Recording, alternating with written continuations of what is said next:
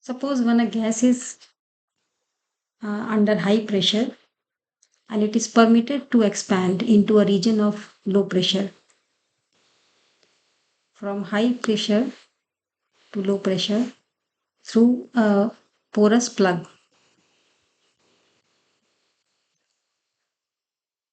See here it is pressure,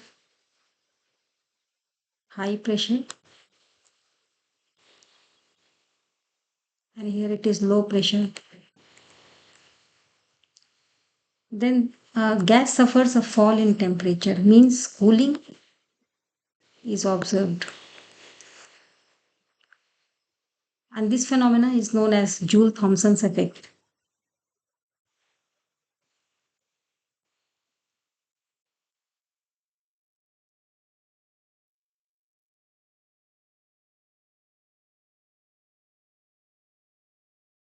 And why this occurs? This happens like this because we are observing a fall in temperature. This is due to the attractive forces that exist between the gas molecules. Force of attraction is there between the gas molecules.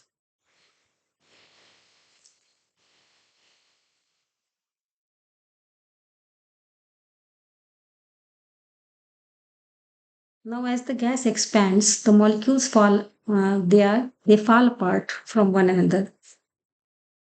When expansion is happening,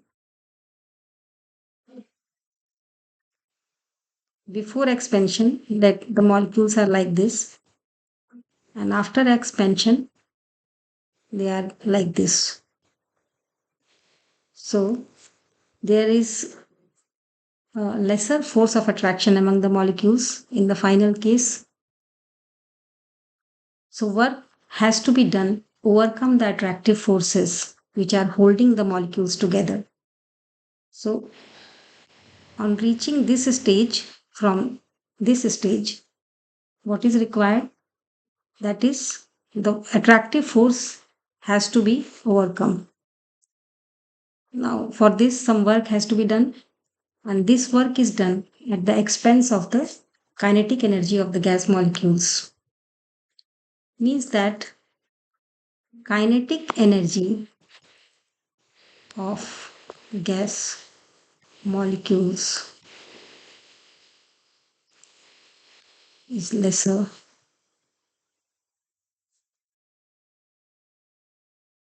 So, there is decrease in kinetic energy of the gas molecules as they pass through the porous plug and get expanded, and the gas gets expanded.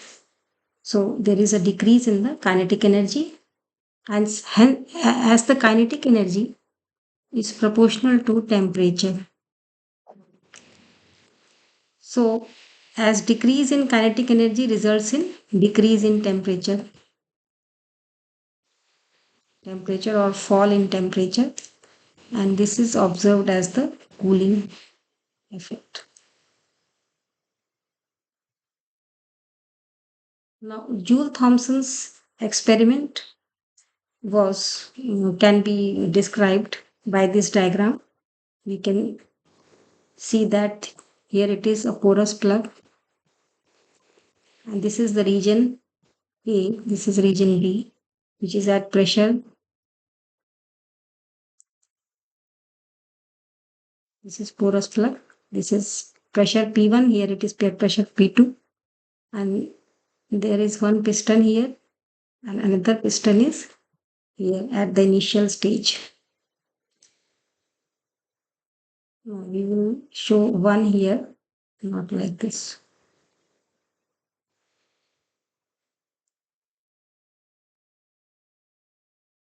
Then this piston at 1 is pushed, and the gas is made to go through the porous plug, and it gets expanded into the region B. So piston comes at this position. You can show piston by red color here. Now it is piston is here, And the second piston, which is this, now comes at this position. This is the porous plug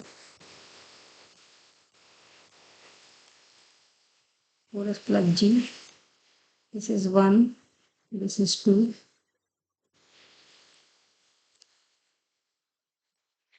So now we can say that AB is a long tube-like structure having insulation for adiabatic condition. This expansion is being done under the adiabatic conditions. Means that there is no uh, transfer of heat taking place and the gas is passing through the porous plug G. Now, external work done at piston 1. This is piston 1, this is piston 2. So, external work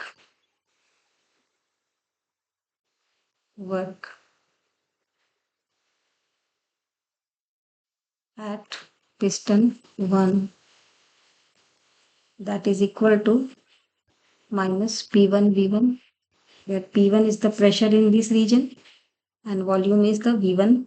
V1 is the volume in this region. Then external work at the piston 2,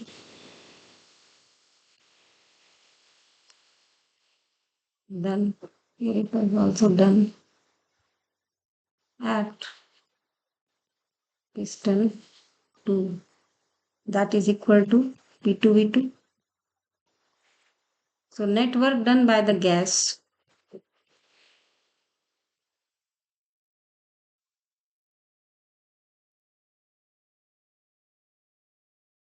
that is equal to P2 V2 minus P1 V1.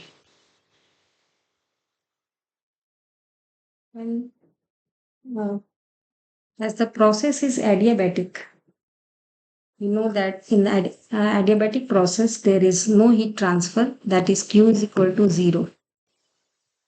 So there is no exchange of heat between the system and the surrounding, and so work is done at the expense of the internal energy. As we know that whatever is the change in internal energy, that is equal to the work done. So delta E change in internal energy is delta E, that is E1 minus E2, because kinetic energy is higher in the region 1 and lower in the region 2. So difference is E1 minus E2, and that will be equal to the work done by the gas, that is P2 V2 minus P1 V1.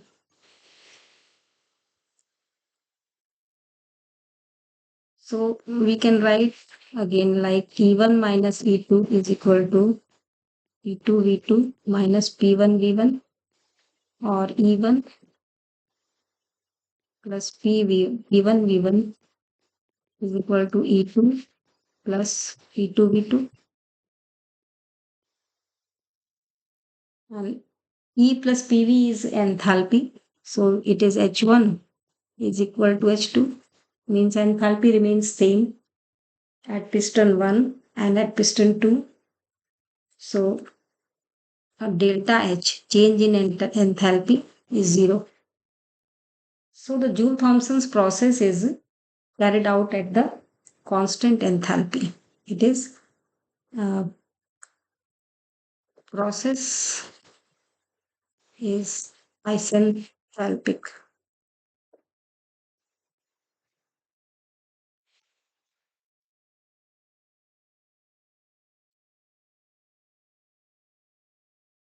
The constant enthalpy means there is no change in enthalpy. And then what is Joule-Thomson's coefficient? Let us see what is the mathematical form of the Joule-Thomson's coefficient.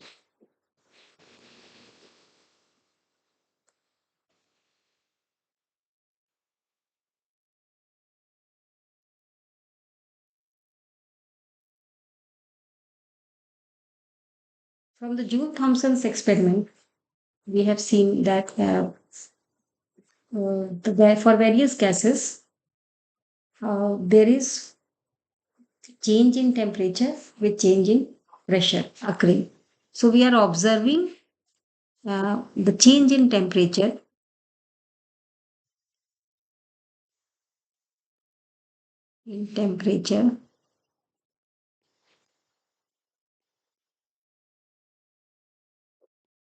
with change in pressure. I want to say that during Joule-Thomson's experiments, what was then done that the gas was made to expand from a high pressure region to a low pressure region, and then the change in temperature was observed. Okay, so it was generally observed in the form of cooling. So we are considering the change in temperature with change in pressure at the constant enthalpy.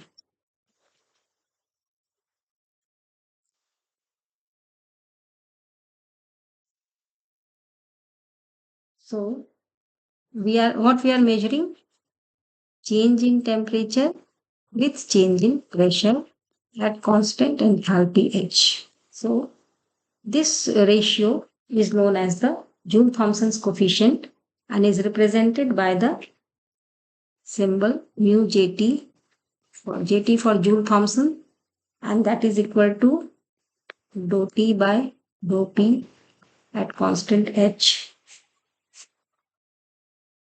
Now, what is the nature of the Joule-Thomson's coefficient? Let's see. First case is that uh, this ratio comes out to be positive. If mu Jt, Joule-Thomson's coefficient, is coming out to be a positive quantity, then it means that there is cooling. Cooling means if we are uh, we observe that dou P is what? P2 minus P1, and dou T is what? T2 minus T1.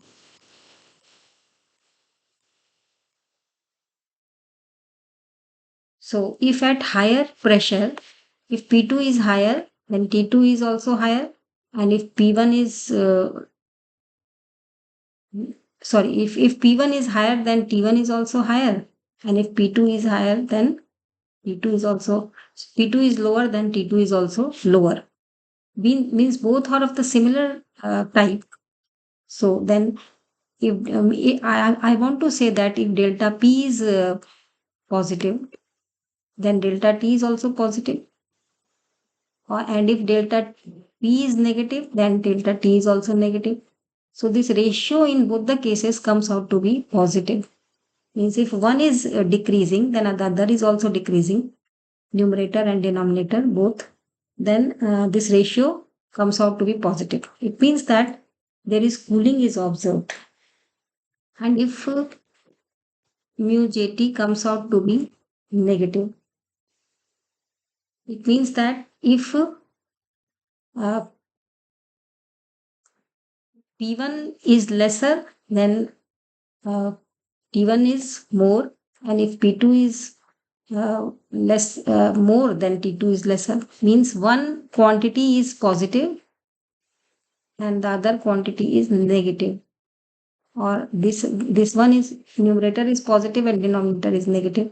Then the ratio will come out to be a negative quantity, and in that case, what is observed? Heating.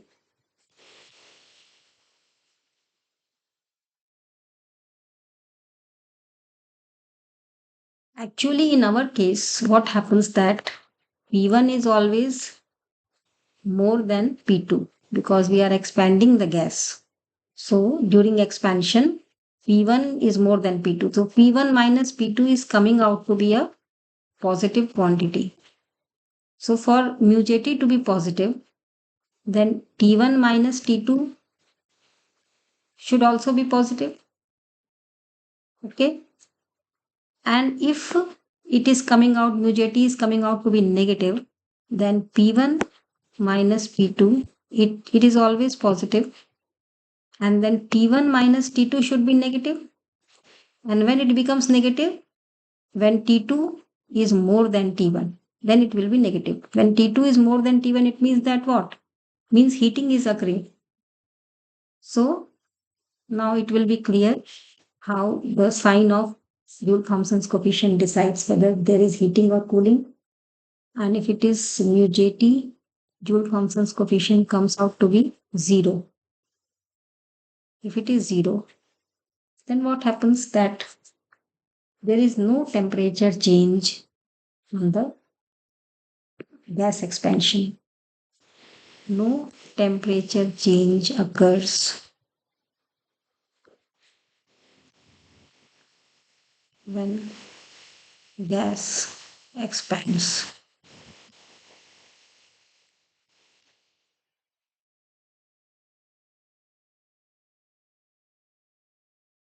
Now, it is the temperature. There is a temperature at which neither cooling nor the heating occurs, and that is known as the inversion temperature. So sometimes it is asked, what do you mean by the inversion temperature?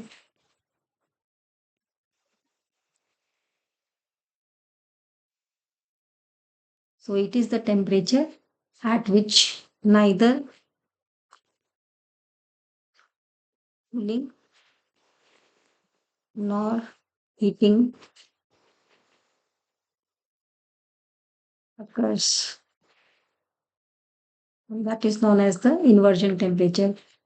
At the inversion temperature, Joule-Thomson's effect is not observed. Means Joule-Thomson's effect means there should be cooling, but it is not observed here. So no Joule-Thomson's effect is observed here.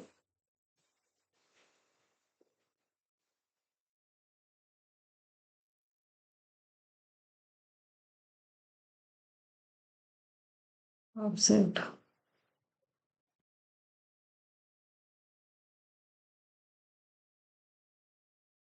So there is a temperature known as the inversion temperature, at which there is neither cooling nor heating and no Joule-Thomson's effect observed.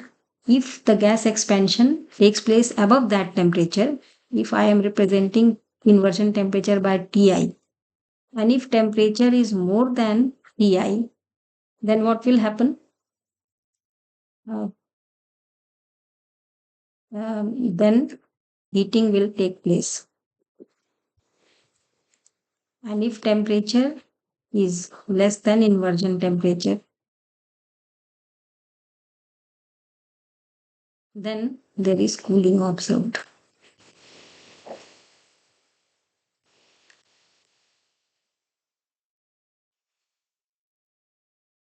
Means it depends on the temperature of the experiment at which we are conducting the Joule-Thomson's experiment, that whether cooling will take place or a heating will take place. And this inversion temperature is depends on the nature of the gas, characteristic of each gas. Inversion temperature is different for different gases. And it is Ti, inversion temperature, that depends on the characteristic of each gas. And it is inversion temperature is it is characteristic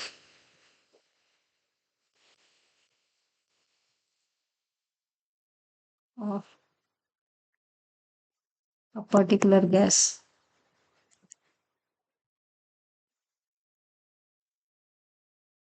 And one thing more, that inversion temperature is related to the van der Waals constants. Pi is related to van der Waals constants A and B. These are van der Waals constants, and inversion temperature depends on these two. And actually, it is related by the equation that inversion temperature is equal to 2A by RB, where R is the gas constant, A and B are the van der Waals constants. Now, how this is obtained, that this equation, this dependence, how can we get at this dependence, that inversion temperature is equal to is equal to 2A by RB. Let us see that. So derivation of the expression for the inversion temperature. How to derive derivation of the expression for inversion temperature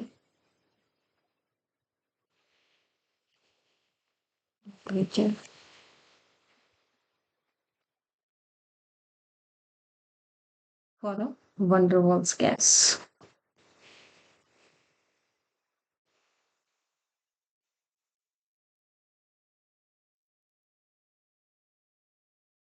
As we had discussed earlier, that the molecules of the gas, they have to overcome the attractive forces. That is why cooling is observed. So at the expense of the kinetic energy. So if the gas is not gas is a van der Waals gas, then only the attractive force is operating among the gas molecules, and then the Joule-Thomson's effect will be observed. And if the gas is not a van der Waals gas and it is an ideal gas, then there is no Joule-Thomson's effect observed. So let us derive the expression for the inversion temperature for a van der Waals gas. As we know that enthalpy H is a function of pressure and temperature. What is dH? Change in enthalpy is given by dou H by dou P at constant T dP plus dou H by dou T at constant T dt.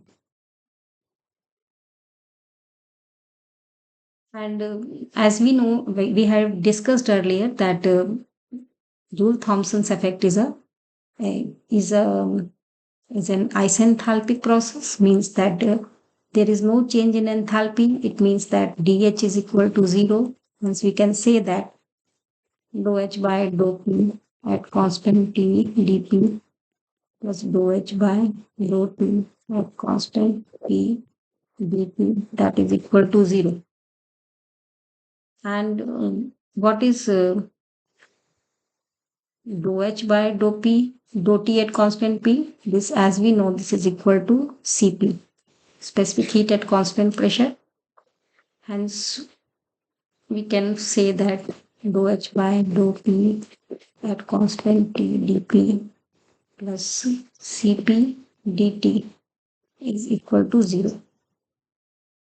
And from this equation, solving this, we see that dt by dP is equal to minus 1 by Cp dou H by dou P at constant T, and that is equal to the, this is dt by dP, as we know that this is the Joule-Thomson's coefficient, so it is equal to mu Gt.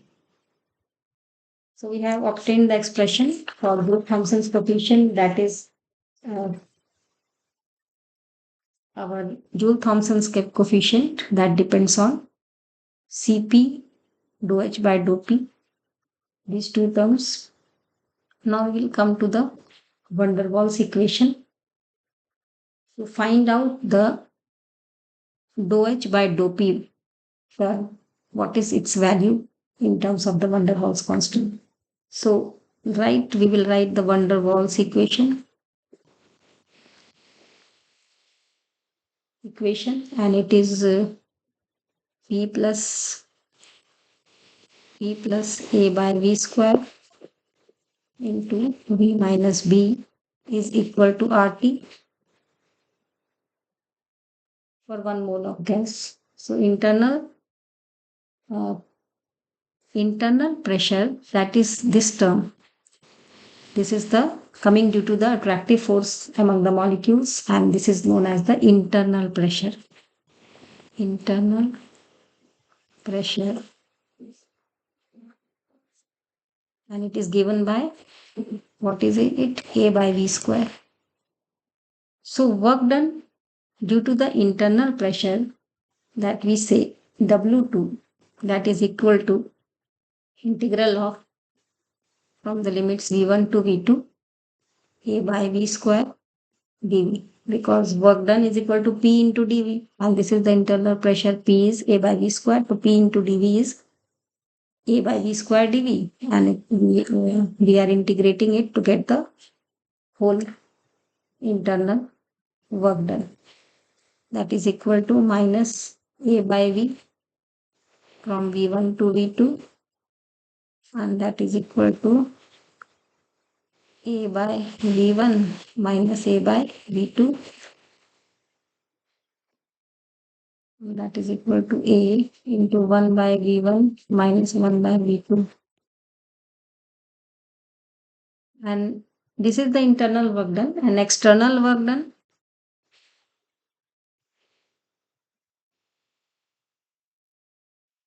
W1, that is equal to P2 V2 minus P1 V1, as we had calculated earlier. At the two regions, at the second region, work done is P2 V2, and net work done was P2 V2 minus P1 V1. So total work is the total work done is the sum of the internal and the external work, W1 plus W2, and that is equal to P2 V2 minus P1 V1 plus A into 1 by V1 minus 1 by V2.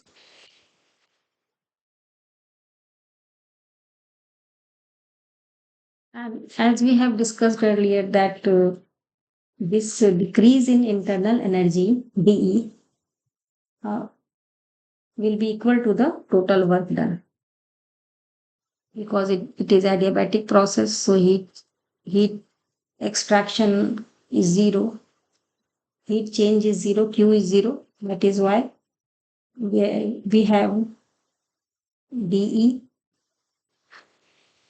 is equal to W, total work done W, and dE is what is dE is change in internal energy is CV into T1 minus T2, that is equal to P2 V2 minus P1 V1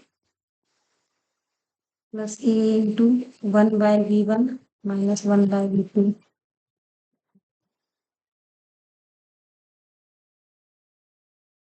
Now, this equation, we will say that this is equation number.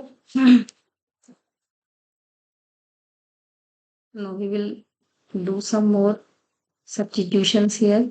CV into T1 minus T2 is equal to P2 V2 minus P1 V1 plus A into, we will substitute, we will write V1 as RT1 by P1 minus RT2 by P2. Like this we will say this is equation number 2, and earlier we had written the equation, van der Waals equation, that we will say is the equation number 1. This is equation number 1. So equation number 2.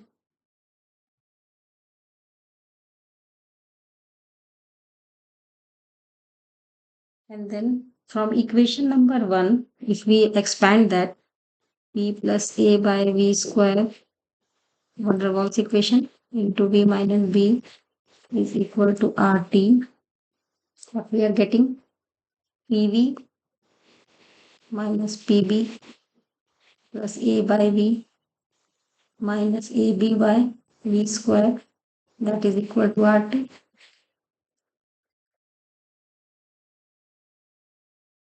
Now ignoring this term AB by V square, we see that PV is equal to RT minus A by V plus PB is equal to RT. Substituting for V, that is RT by P, we get AP by RT plus PB. Now,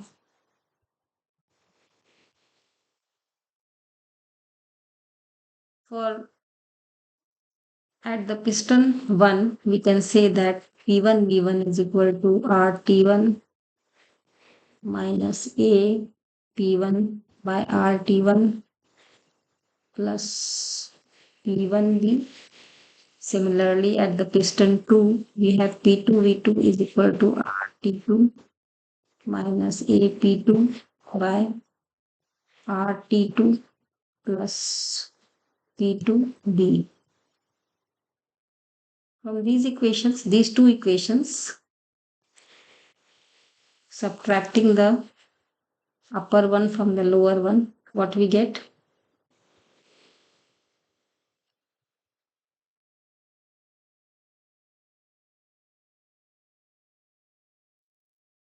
From these two equations, what we get? P2 V2 minus P1 V1 is equal to R T2 minus T1 plus A P1 by RT1 minus P2 by RT2 T2 plus P2 minus P1 into B plus A into P1 by RT1 minus P2 by RT2. Now, we will substitute in equation number 2 this value of P2 V2 minus P1 V1, and from that equation we get that CV into T1 minus T2 is equal to R into T2 minus T1 plus A into P1 by RT1 minus P2 by RT2 plus P2 minus P1 V2 B plus A P1 by RT1 minus P2 by RT2.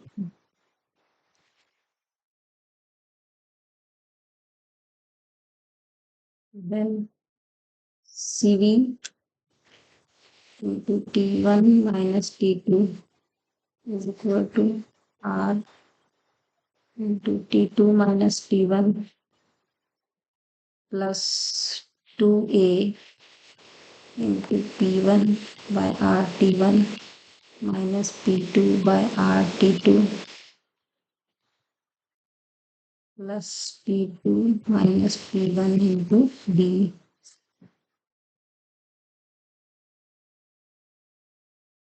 We can again write that CV into T1 minus T2, and taking this term R into T2 minus T1 to the left side, we can write minus R into T2 minus T1 is equal to 2A by R.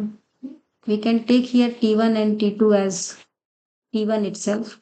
So we can take as common even here P1 minus P2 plus P2 minus P1 into B.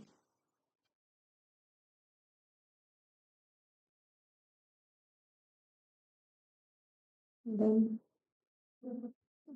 here it is T1 minus T2, here it is T2 minus T1. So writing in the same way, T1 minus T2 here also, I can say that this is plus R into T1 minus T2 is equal to 2A by RT1 P1 minus P2 plus P2 minus P1 into B.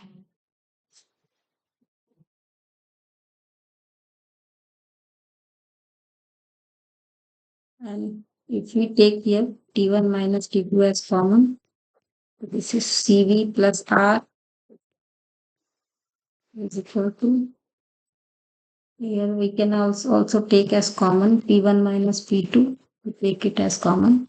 Then 2A by RT1 minus B. Coming like this. As we know that Cp minus Cv is equal to R. So Cv plus R is equal to Cp. We will replace here Cv plus R as Cp. So T1 minus T2 into Cp, that is equal to P1 minus P2 into 2A by RT1 minus B. So from this equation, we can find out the Joule-Thomson's coefficient, which is T1 minus T2 by P1 minus P2. So bringing this term here, what I get, T1 minus T2 by P1 minus P2 is equal to 1 upon Cp into 2A by RT1 minus B. As we had discussed earlier, that when Joule-Thomson's coefficient, and we can say that this is Joule-Thomson's coefficient. This is the expression for the Joule-Thomson's coefficient. And as we had discussed earlier, that the inversion temperature is the temperature at which mu Jt is equal to 0. This is at inversion temperature. Temperature, which is represented as Ti. So if I say that T1 is equal to Ti, then mu Jt will be equal to 0. So 0 is equal to 1 by Cp into 2A by RTi, inversion temperature, minus B. From this we get that Ti is equal to 2A by RB. And this is the expression for the inversion temperature. Thank you.